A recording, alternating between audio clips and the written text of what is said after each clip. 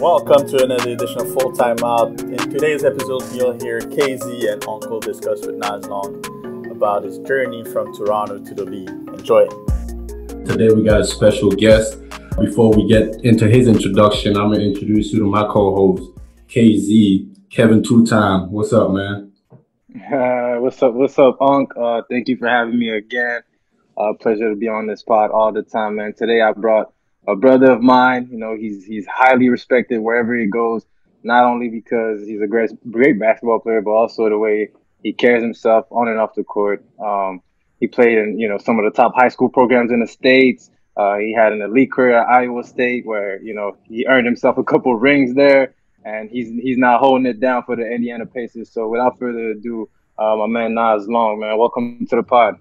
Man, I appreciate it. But I need that type of intro every That thing makes me feel good right there, man. I appreciate it, man. Yeah, we about to start selling our intros because everybody that comes on here is like, hey, man, I need that type of intro everywhere I go. Yeah.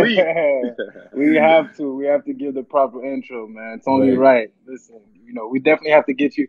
We definitely have to get you on the pod. I know your road to success wasn't an easy one. Maybe many people doubted you your whole career, but you just kept believing in yourself. You kept breaking barriers. So I felt like it was important for you to at least come on here and share part of your story. So appreciate you, man. Really. Absolutely, man. I appreciate y'all taking the time, man, and having me on. No doubt. No doubt, man. So let's get started. Really, first, I want to ask you first and foremost, how did you even started playing basketball? Who kind of introduced you to the game and whatnot? You know what? To be honest, it was just kind of like a natural thing. I grew up a boxer. I was heavily in the gym because my father was an international kickboxer, and Wow. my older brother he played basketball in high school at Father Michael Gates, and whenever we'd be in the backyard just hooping and playing around and stuff like that, like I used to see the competitive edge that I had in the ring just come out in basketball, and I just day by day, man, I fell in love with the game. So that's kind of how it happened. I know you also have your little brother out there overseas doing his thing. So, I'm sure it was definitely in the family. It was something, you and your little brother had that kind of competition that you're talking about, just going at each other every day type thing. Yeah. Like everybody who plays a game, I mean, sports in general, you know what I mean? It builds and establishes like some type of camaraderie. So it's only better when you have blood brothers who just genuinely love the game as well. And it just makes your childhood that much fun. And eventually it could lead into a career if you love it enough, So that's kind of what it was for us. For sure. All right, let's fast forward a little bit, where we basically met CIA Bounce. Yes, sir. That whole summer, you guys, I mean, we started basically a trend out here for Canada basketball. We were the first team sponsored by Nike, and you guys kind of had a wave that you had going on. Talk to me about a little bit that whole, not even that summer experience, but just the whole, Nike Canada whole basketball experience that you had with us. Yeah, it was a crazy time because, us as kids, yourself, myself, and everybody else who was a part of that transition, it was kind of like things were just happening so fast, but we didn't even realize it because we were just having so much fun, man.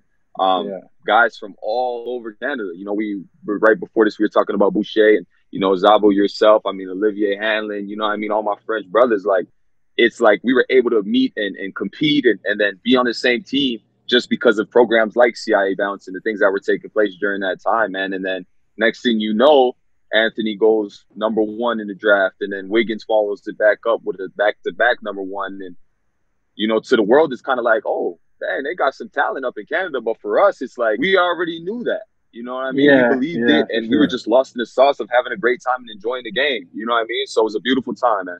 While living it, did you expect like your class and like some of the guys that you were competing against to all be at this level that you're at right now? Man, I'm not going to lie to you. I did. And I know it's going to sound cliche or whatever the case may be, but I did.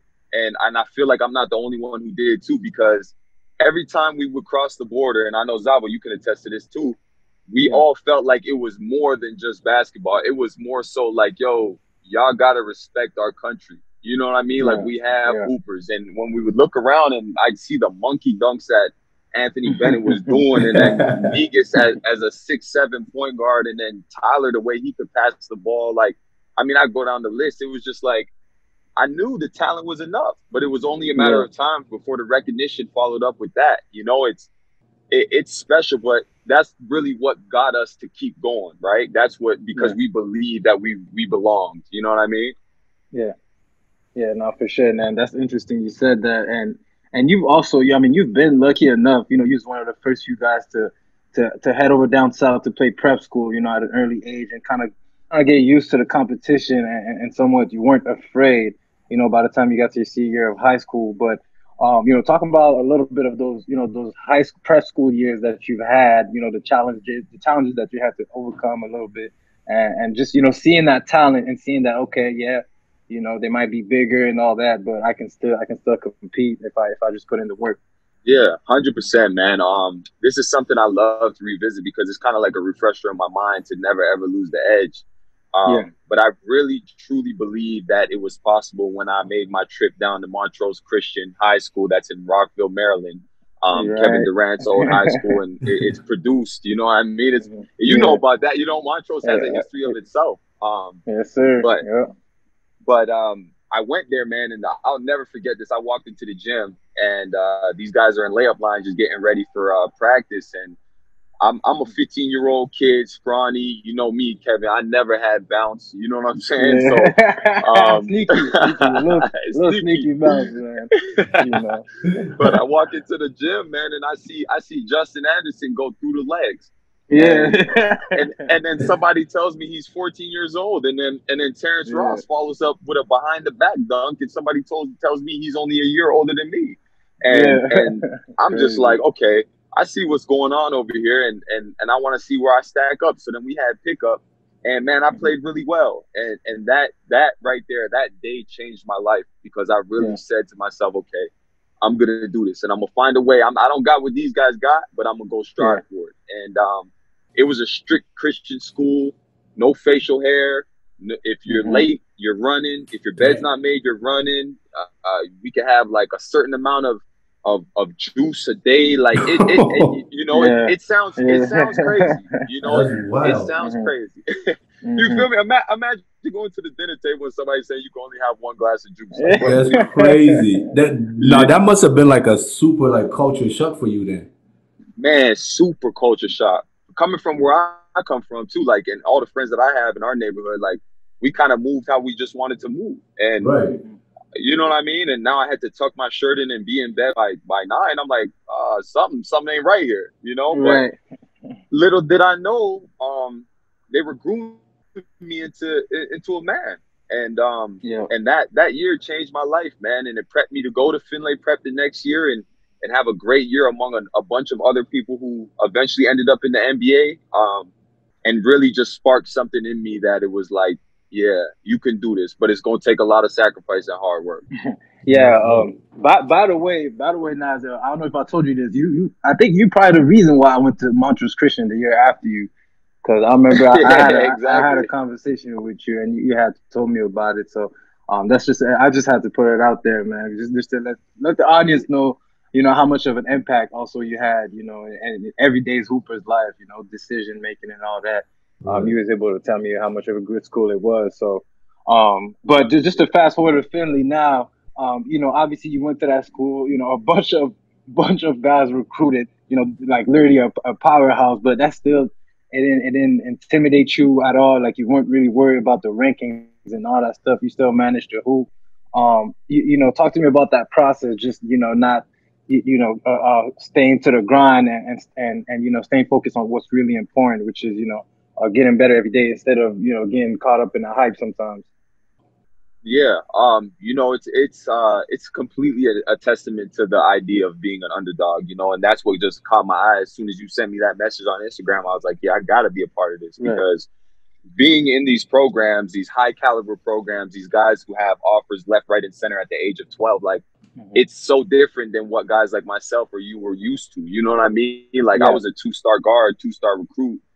Basically, what they're saying is, like, I don't have a chance, you know, and being able to be around and among these guys, you know, a special quote that I take with me and it's near and dear to my heart is you surround yourself with people and things you want to be a part of. You know what I mean? Or become.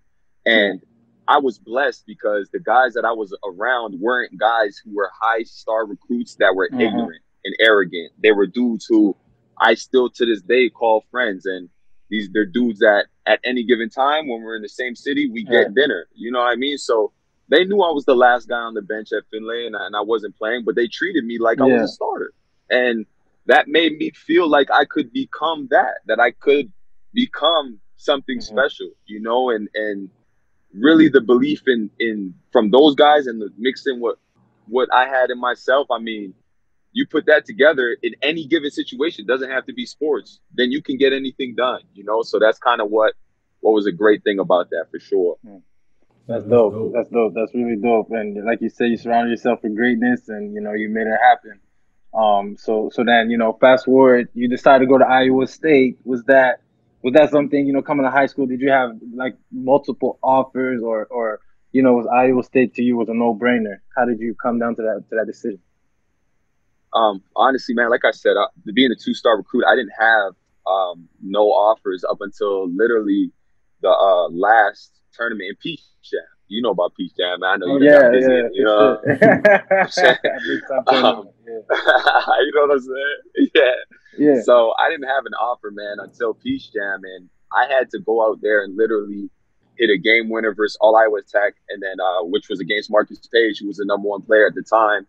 And then I had to hit another game tired against BABC, who was the #1 team in Peach Jam. And that literally sparked some offers. And Iowa State was one of them because he was at the game versus BABC, where I played one of my great friends, George Niang. And that's where I struck that offer. And then a couple other ones trickled in as well. But when I went to Iowa State, man, the deciding factor for me was really under the underdog mentality. I wanted to go to a school where the history was good, but they hadn't won in a while, and I could literally imprint my name and be a part of something special because I wanted that because I've never had that, you know. So selfishly, I wanted some parts. Yeah, you know I need at some point you need that for sure. You need it, you know. And it's not like I wasn't trying to go anywhere and be like, listen, post my face everywhere. I want this, I want that. It wasn't that. It was about just being in a community where they're gonna dish out the same love that you give to them, and that's what that was, you know. And that became a no-brainer when I went on my visit because I felt the love, man. It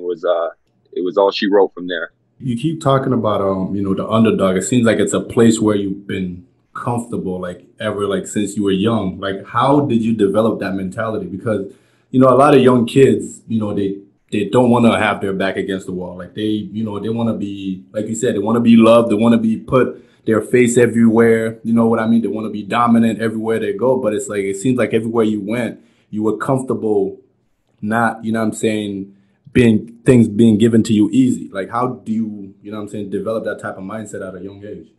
Right. You know, I think it all stems from your foundation and what you've been through in life. And if that's something that's not innate in you, it's something that you need to find throughout your own walk of life. And it just determines, you know, where you're going to be. And really what it comes down to, man, I think is just how bad do you really actually want it? And it's tough in today's age because, man, like the social media is crazy. Like you got kids, like, bro, you could mix up and cut up a workout, a one-on-0 workout, and you would think a dude is literally LeBron. You know what I'm saying? and you know, feel me? So seeing all these guys around me getting these good things just based off their hard work, because I was blessed. I wasn't around dudes who were just giving everything. You know what I mean? And I credit that to the people that I just kept in my corner, man. And I'm thankful for those people. And I mean, shoot, it's no different with you, KZ. You know what I'm saying? Like, we just literally had to get it out the mud in anything we did. And that's why we're going to continue to do that, man. So it's really just keeping your eye on the prize and maintaining and withstanding your foundation. Yeah, and you've also, you know, you played, you know, at Iowa State. You played for some great coaches. You know, Fred Oberg, Steve Prom. Just talk to me a little bit about, you know, both of them, the difference between both of them, and you know what they kind of bring, what they kind of brought to the table. You know, towards for you. and what they help in terms of like your game, personally, and your leadership as well. Right, and I appreciate you asking that question, man, because like those are the guys, like the coaches and the OGs in people's lives and mentors and however you want to slice it. Those people hold so much value, and I'm thankful that a guy like Fred Hoiberg saw something in me when the whole world saw me as a 2-star guard, and he put me in a position to be successful, man. He's a laid back dude, as chill as they come, loves the game. Mm-hmm. And just really loves to just enjoy the simple things of life, man. He's from Iowa, so I mean, if anybody's ever been to Iowa, you know that people like Iowans in general enjoy the simple things, man. And that's what he did for me. He took me under his wing and he showed me that it's like, listen, get in the gym, handle your schoolwork, stay locked in, and you're gonna be all right. And I will never, you could never. I don't care. His stint with the Bulls wasn't as long as people anticipated, but it's for other reasons. Yeah. And the reason I say that is because I couldn't have had a better mentor. Yeah. You know what I mean? I'm going to stand by him because everything he did for me and everything I know he stands for. And then you trickle that over to a guy like Coach Prone. Yeah. And it was a hard transition in the beginning because I was so used to Coach Fred being my coach. And when Steve came in, man, he made things so smooth, man. It took a little second. Because I was going through some personal things like, should I leave? Should I this? Should I that? And once I sat down and Coach Prome looked me in the face and I mean, he stood on his faith and his belief in God and his foundation was in the right place. And he told me, he's like, listen, man, like, you're going to be all right. Just stick with it. You know what I'm saying? And see what's good, man. And we have a great relationship today, too. So I was blessed to have 2 great coaches and mentors in them. Was that did he arrive the year you got hurt, or was that the year after Coach Prome? We're talking about Coach Prome right now. Yeah, it was the year I got hurt. So I sat out that first year that he was there, and then I played with him my second. How did he handle that? How did he handle that whole year with you? Because you was a senior at that time. He was about to go in as a leader. How did he handle that whole situation with you trying to keep your head up? And did you know he was coming back the year after? Yeah, so that's really what locked me in to be able to be like, okay, I can play hard for this guy, because I told him about my situation and my hips and so forth, and he was like, listen, man, we would love to have you on this roster. We would love to have you play this year, but we have weapons. So if you feel like you need to take a seat and you need to circle back on it next year and get healthy, do that, because we're going to have a lot of weapons back next year as well. And it was up in the air, man. There's no guarantees with the NCAA. You already know how they operate. But, the chances are that if a college kid has double hip, surgery, that he has a legit reason to sit out. So the odds were in our favor, and he made me feel comfortable about sitting out that year. I mean, like you said, it's amazing to have that kind of support. How far it can take things. And like you said, the year after you was all Big 12. You had a hell of a last year, senior year. And like I said, you got yourself multiple rings. So I'm sure you don't regret that decision at all, man, going to Iowa State, man. Not at all, brother. Any major worries, like, going into those surgeries? Like, like when you got the news that might be a possibility, like, what was your major worry going through your head? Yeah, you always do, right? Because anytime you're getting put under, like, it's kind of like out of your control at that point. So you're nervous. But I'm not going to lie to you, bro. The pain that I was feeling my junior year in my hips, like, it was, I was willing to do whatever to get that feeling out, because that pain was something. Like, dude, like, there was a game at Oklahoma my junior year. I'll never forget it, too. Like, I had to go lay down at the end of the bench on the floor because I couldn't sit on the bench no more. Like, my hips were killing me, and some of the fans were yelling at me like, "Who the hell is laying on my floor?" And then I just remember looking at one of the fans, and I didn't say nothing, but I gave him the eye. Like, if you only knew the pain that I have in my lower back right now, you would shut the hell up. You know what I'm saying? Right. So it was.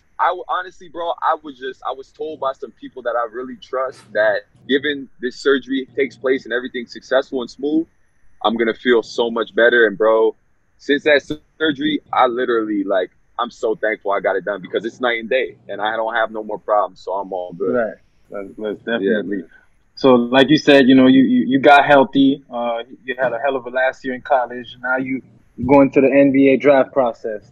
Talk to me about that whole summer. Did you know you was gonna go to the NBA, or have you had thoughts of going overseas or the G League? To tell me about the whole process, really. Yeah, I knew that it was going to be very tough for me to get drafted. It was a very good draft, and I'm not a dude who gives myself unrealistic expectations. I shoot for it, but Mm-hmm. if things are just not in your favor, you have to look yourself in the mirror and say that.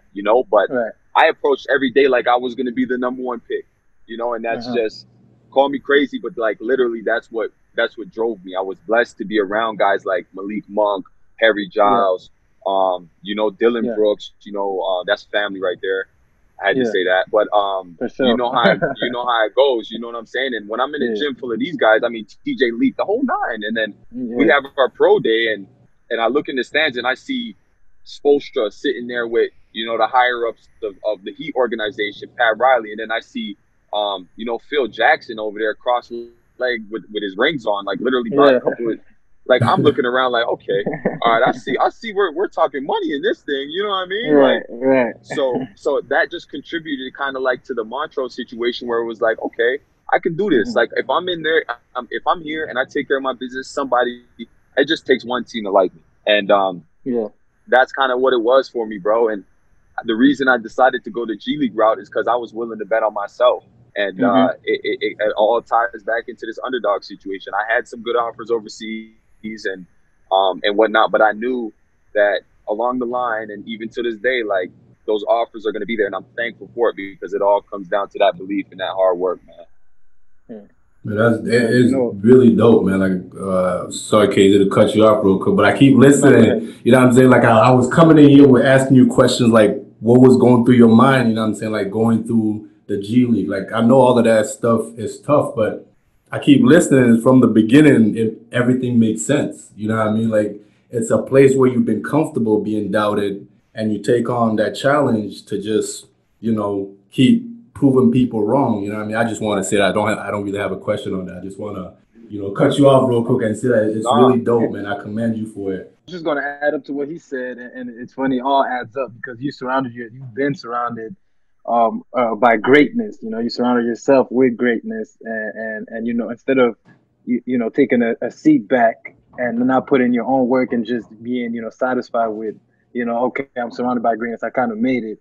You instead have told yourself like, okay, this is something I can definitely do. I just got to work a little harder. So yeah, just to add up to what Eve said, it all kind of adds up at the end of the day. How your past kind of connected with your what's going on right now. absolutely. And to go to add on to those two, man, I just recently seen a quote by my friend Alex Caruso, Mm-hmm. NBA champion. You know what I mean? A lot of people know him now. Right, He put right. out a quote out there. He was like, the thing that's wrong with people in the G League is Mm-hmm. that everyone thinks that teams are looking for a guy to come in and be the man when everybody's really looking for somebody to come in and clean the stalls and be the janitor. You know what I Right. mean? And Yeah. like I Mm-hmm. see that and I'm like, hell yeah. Like, like Yeah. I feel you, bro. Like 110%. See, that's the thing. Like people just don't know where their feet are, and Yeah. Yeah. that quote, I encourage everybody to go read that quote real quick because that's facts in all walks of life. That's a Yeah. fact. Like you said, you're in a pretty not a unique situation in the NBA, but you got your own situation going on right now in terms of like contracts and all that. But just personally as a player, like when do you know? Because like some guys want to stay in the G League, for a long period of time and either be a two-way and like you said, bet on yourself. And some guys are just like, you know what, I'm just gonna go ahead and really go for the big money, either overseas or China or whatever. Well, like as a player, when do you know really when that time is up? Like, okay, maybe I should consider, elsewhere, or is it something that's more personal? Like, how do you even, begin with that thought process? Yeah, that all stems down to just honestly looking in the mirror on a Mm-hmm. consistent basis, self-reflecting. I'm a big meditation guy, like I do it every morning, and it Right. gives you clarity, man. And all I can say on that really is like to each his own in regards to the walks of life, and you when it's time, and when Yeah. you just know, you know what I'm Mm-hmm. saying. And Yeah. my situation has kind of been what it's been, and I've been on a two-way these last 3 years. But the things that I've learned and the confidence that I've got from each year, it's like it's second to none. And this past year was, besides, you know, the little injury, the ankle injury I had, it was my best year given the opportunity I had to play in that Brooklyn Nets game. And I think things like that are priceless. With that being said, man, like I'm there's no denying the fact that the goal ultimately is to play the game you love. You know what I'm saying? And do the right things by doing that. Because when you put something in the game, it's gonna give you right back what you put in. And that's I'd be lying if I didn't say that I felt like, you know what, last year it might have been that time. But then the Pacers came around and said, look, man, like we see a lot of Corey in you. We see a lot of Corey Joseph in you. And that's somebody who I grew up studying. And when they said that, man, and my agent told me, look, I think it's an opportunity, it made me a believer in jumping on with it. So the plan moving forward is to, you know, continue to make this dream happen. And given the coronavirus situation and how the European market is looking, and I mean, even the how sporadic the league is, like, it's just when you know, and if you're going to do something, just give it your all. I just want to know, you know, what's the biggest challenge about being on a two-way? Because you say you've been on a two-way for 3 years, but what's the biggest challenge? Because that's a good question. You know, you talked about Caruso, you know what I mean, talking about, you know, going in there and doing the janitor work. And I feel like when you're on a two-way sometimes, you know, when you're with the G League, you kind of got to put up a little more points than, for example, you will put up, you know, with the main team where they might need you to just pass the ball. You know what I mean? So how do you balance that out, and what's the other challenges that you got with that? Yeah, you know, it's literally within the lines of what you just said, and it's knowing yourself. You know what I mean? A wise man once said, "Know yourself." You know what I'm saying? And that's what it comes down to. Because real talk, because it's like if you coming into the G League and say you're the man, say you're averaging 30, you're average 30, 10, and 10, man, you're going crazy. There is an opportunity that you can go do that in the league, but the reality of it is, you're not about to come straight out of the G League and sign a contract that's worth more than the guys that have already been there and are well established in the league.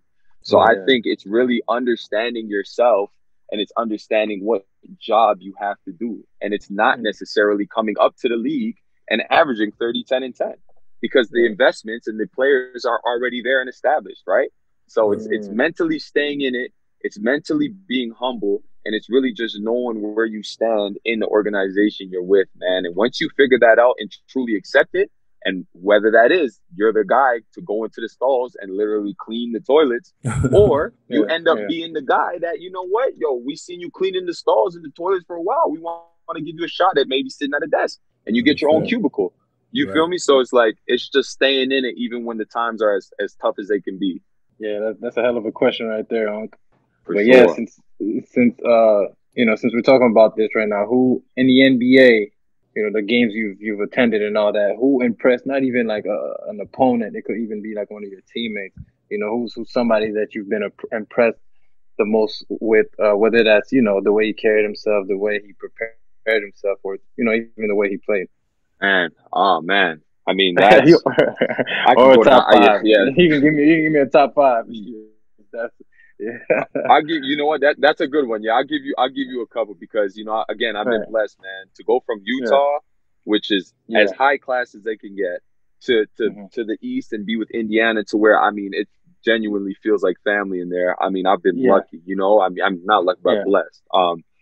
So I'll say this, you know, the way Donovan and Mitchell and Rudy Gobert, the way those guys prepare themselves for the task at hand, it's special. It's special because it's like a dude from France, and then it's a dude from Greenwich, New York, and they're still, it doesn't matter, because the game is the game, and their preparation and their focus and what they do going into each game is something that I've always respected and I've always admired. And Donovan's younger than me, and he approaches things like he's a 10-year vet. You know what I'm saying? So shout out to I would Don, be wrong to not. Brewster family right there. Yeah, exactly. That's what I was going to say. It's Brewster family for sure. Special dudes, man. You know what? I'd be wrong if I didn't throw in Ricky Rubio as well. He's a dude who, like, I mean, character off the court, There's a reason he won the Community Assist Award in my first year, man. The way he carries himself, the way he acts like he's just not like a legend. You know what I'm saying? Like I'm glad to call him my brother and as somebody I love and low key look up to. But to say he's not a walking legend is complete ignorance. You know what I mean? But he makes you feel like he's a dude who just you can bump into in the street and everything's blessed. You know what I'm saying? So those three dudes, and then Malcolm Brogdon is a brother of mine, and I got real close with him this past year. And that dude, I mean, I could literally go on for a while about him. But the way he handles himself when he crosses them lines, there's no. You can never doubt that man's about business when it comes down to business. And then when it's time to go to dinner, we crack a bottle of wine, man, he's going to give me knowledge and everything that I need to continue to move forward. So those four people, they hold precedent for me. And then, you know what, a fifth one, I got to go ahead and throw my boy George Niang in there. Just because his personality, man, like, the way you can just throw that man in a room, in any type of locker room, and he literally is going to make you feel hilarious, like you're funny, or he's going to make you feel like your story is literally the best story in the world. Like, it's just it's guys like him, you want to keep them around. You know what I'm saying? And I think those five people are real influences for me, man. And I'm thankful I came across this game through them, or through this game. I don't know what the hell I just said, but you get what I'm talking about. Very, very, very important to have these kind of people around, man. It's a long season, 82 games. You know, you definitely need that kind of inspiration around, man. So yeah, man, we're about to wrap this up. Just about to ask you, man, what's next for you? What you got going on for these next few weeks, months? You know, what's next for you? What's next for Naz Long, man? Man, so I'm like I said, I'm in Vegas right now. I'm literally just working out. Just got the word that the season is going to be starting up on the 22nd. So free agency starts on the 18th or no, the 20th. The 20th. Yeah. So free agency starts on the 20th, and I'll be able to know what's going on shortly after that. My hopes is to maintain in the organization that I'm in, but at the end of the day, I got to control what I can control, man. And I'm blessed, period. I know next year I'm going to be playing the game I love, man. Wherever that might be, it's going to be there, and I'm going to give it 110. No doubt. No doubt. Eve, you want to add anything? No, man. Hey, it's been a great conversation, man. You're a great dude. The work behind it, man. I even appreciate you even more now. You know what I'm saying? Getting to know you with this conversation right here, man. Everything you've got, you know, you definitely deserve it, man. You put in that work, and like you said, you're blessed, and you know, wish you nothing but luck, because you definitely deserve it, man. I appreciate it. Hey, fellas, man, first and foremost, thank you for those words right there. And I appreciate y'all having me on, man. This type of stuff is always dope to collab and speak with people who love the game just as much as me, man. And anytime you guys need me for something, you already know, KZ, I'm one call away, bro. And I appreciate you guys having me on. No doubt, Naz. Hold it down on this side, man, and we'll definitely get you on this pod again, man, sometime soon. Appreciate you. All right, my brothers. Stay blessed. All right. Take care. All right.